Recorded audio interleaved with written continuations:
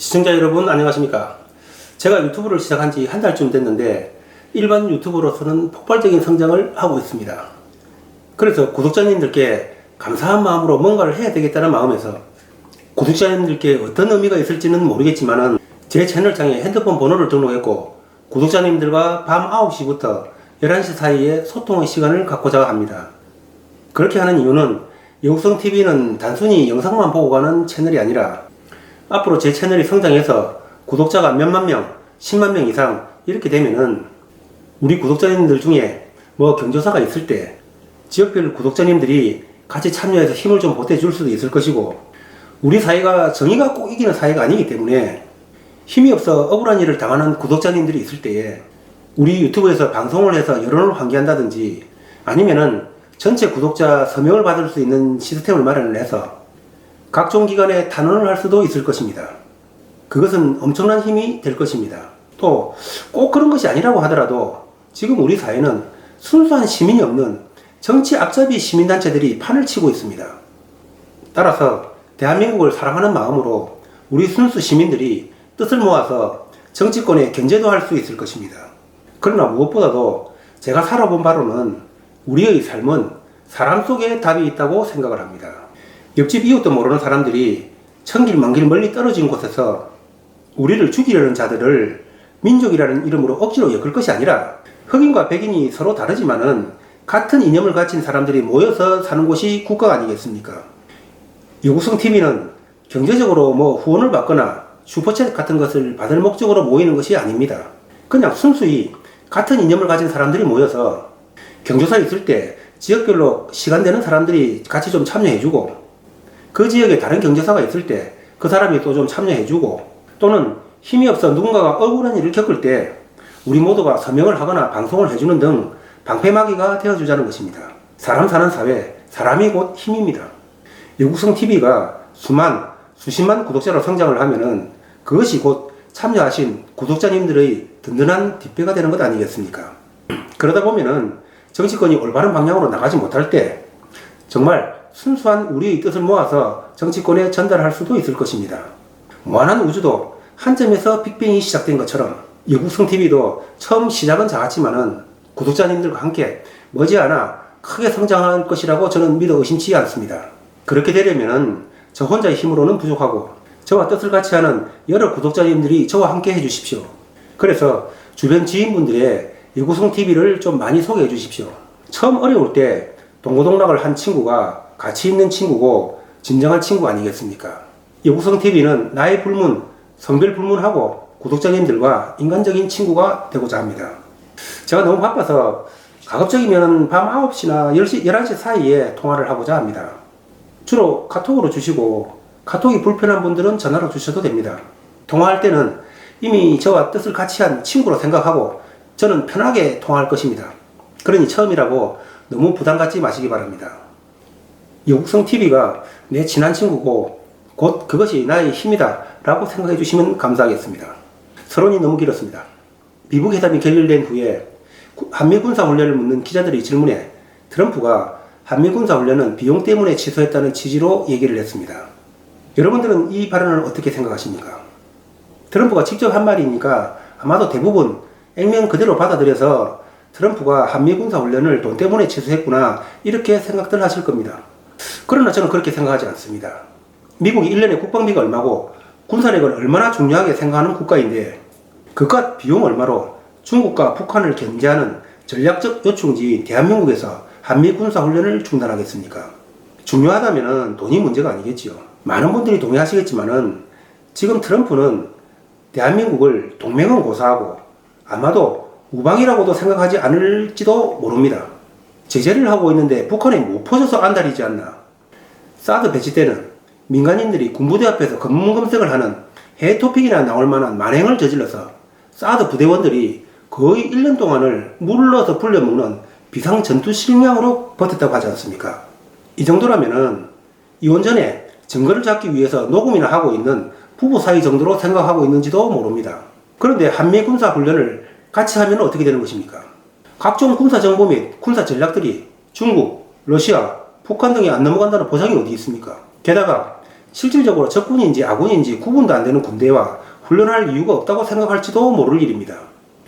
그렇지만은 말은 사실대로 할 수 없고 돈 때문이다 라고 밖에 더 말할 수 있겠습니까? 참 나라가 이쯤 되면은 멍멍이 판이 다 됐습니다.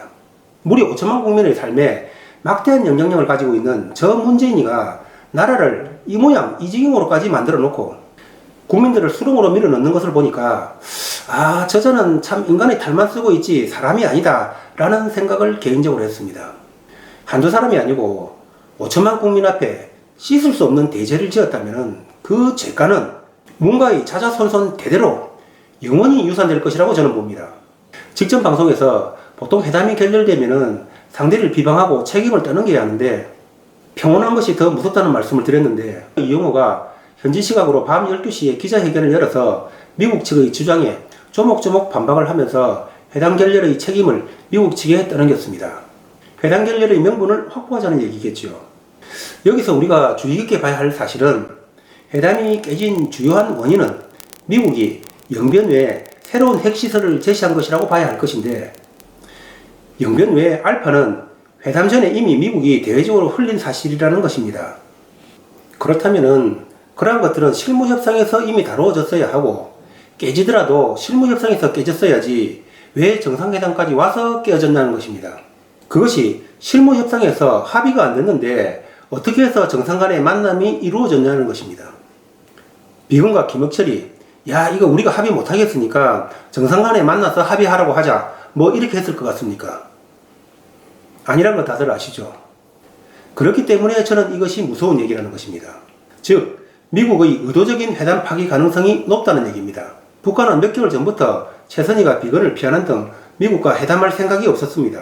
그런 북한을 끌어내기 위해서 노벨 평화상 얘기도 하고 영변의 알파도 흘리다가 실무협상에서는 물러서 주거나 언급을 않는 물렁한 모습을 보이고 북한을 협상장으로 유도했다고 봅니다. 그렇다면 미국은 왜 김정은을 꼭 협상장으로 끌어내야만 했는가? 그것은 명분과 정당성이라고 봅니다. 만약 트럼프가 정말 큰 일을 계획하고 있다고 생각한다면 그 일이 크면 클수록 그에 비례해서 명분을 완벽히 갖추어야 할 것입니다. 회사의 명운이 걸린 문제를 실무자들에게만 맡겨서 되겠습니까? 따라서 정상 간 만나서 최종 설득을 했고 김정은이가 그것을 거부했다는 것을 대외적으로 분명히 명백하게 밝힐 필요가 있었을 것입니다. 트럼프가 2017년에 우리가 얼마나 많이 준비했는지를 알면 놀라게 될 것이다 라고 말했다는 사실을 우리는 기억해야만 합니다. 앞방송에서도 얘기를 했지만은 이번 회담은 트럼프가 자신의 시간표대로 끌고 가다가 북한의 뒤통수를 치면서 의도적으로 깬 회담입니다. 이번 회담 결렬을 예사롭게 봐서는 안 되는 이유가 회담을 미국이 의도해서 깼다는 것이고 그것은 다음 단계로 넘어가기 위한 사전 조치라는 것입니다. 그렇다면은 다음 수순이 무엇인지는 더 이상 말할 필요도 없을 것입니다. 누차 말씀드리지만은 북핵 문제는 협상으로는 정리가 될 수가 없고 북폭에 의한 김정은 참수 외에는 다른 답은 없다고 봅니다. 요즘 한간에 몇몇 얘기들이 떠들고 있습니다. 첫째, 천리마가 북조선 임시정부 선언한 것과 관련해서 김정은을 제거하고 김한선을 내세울 것이라는 얘기가 있는데 저는 좀 동의하기가 어렵습니다. 왜냐하면은 김정일도 오랜 기간 후계자 수업을 받고 집권을 했고 김정은조차도 짧은 3년간의 후계자 수업을 극복하기 위해서 천안함 도발을 한 것이 아니겠습니까? 그런데 김한솔은 유년 시절부터 유럽에서 살았고 북한에 기여한 것이 없습니다. 이런 그를 김정은이 제거됐다고 북한 군부 실세가 북한 주민들이 그를 쉽게 받아들이겠습니까? 난센스입니다. 둘째, 북폭을 하면은 북한 주민들이 희생이 되고 따라서 북한 주민 감정이 반미로 돌아서서 친미국가로 만들지 못하기 때문에 북폭을 못한다는 얘기가 있습니다. 구독이 무서워서 장 못한 거겠습니까? 미국은 핵 제거가 우선이지 친미국가 건설이 우선이 아닙니다. 게다가 중국의 반발 때문에 친미국가로 돌려세우기도 쉽지 않습니다. 꼭 친미국가로 돌려세우려고 한다면 북폭으로 정리하고 미국 주도하에 경제 지원하면 한순간에 북한 주민은 소위 이밥의 고깃국을 먹습니다.